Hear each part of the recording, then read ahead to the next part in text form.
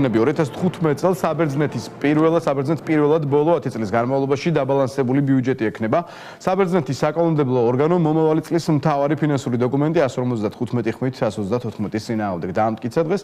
ბიუჯეტი 2.9%-იან ეკონომიკურ ზრდას, საგარეო ვალის 0.2%-ით შემცირებასა და მთლიანი შიდა პროდუქტის 0.6%-ით მატებას ითვალისწინებს. ბიუჯეტის საბოლოო ვერსია საერთაშორისო საკრედიტო ორგანიზაციების ეგრეთ წოდებული სამეულთან არ ყოფილა შეთანხმებული.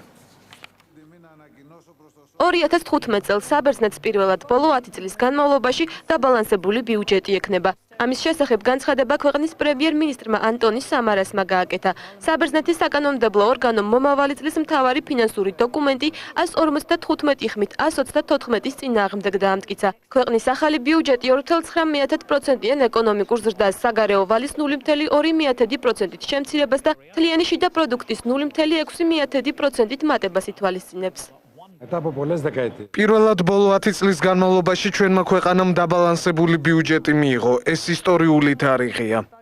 ისტორიული ბიუჯეტის დამტკიცება ქუჩის აქციების ფონზე მიმდინარეობდა. დემონსტრანტები ოპოზიციის ლიდერებთან ერთად უმუშევრობის ზრდას და ქვეყანაში შექმნილ მძიმე სოციალურ ფონს აპროტესტებდნენ. აქციის მონაწილეები ხელისუფლების გადადგომას და ვადამდელ საპარლამენტო არჩევნებს მოითხოვდნენ. ანტონის სამარისის კოალიციური მთავრობა ხელისუფლებაში 2012 წელს მოვიდა. საბერძნეთში საკანონმდებლო ორგანოს არჩევნები 2016 წელსაა დაგეგმილი. მანამდე კი ათენი მომავალი წლის თებერვალში ახალ პრეზიდენტს აირჩევს.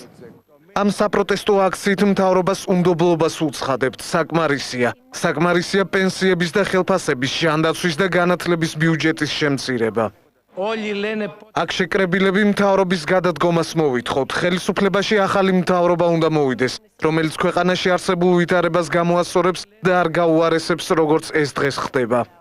ბიუჯეტის საბოლოო ვერსია საერთაშორისო საკრედიტო ორგანიზაციების ეგრეთ წოდებულ სამეულთან არ ყოფილა შეთანხმებული. ევროკომისიის, ევროპის ცენტრალური ბანკის და საერთაშორისო სავალუტო ფონდის პროგნოზით, ქვეყანას დასახული მიზნების მისაღწევად 5.6 მილიარდიანი პროფიციტული ბიუჯეტის გარდა დამატებით 2.3 მილიარდი ევრო დასჭირდება.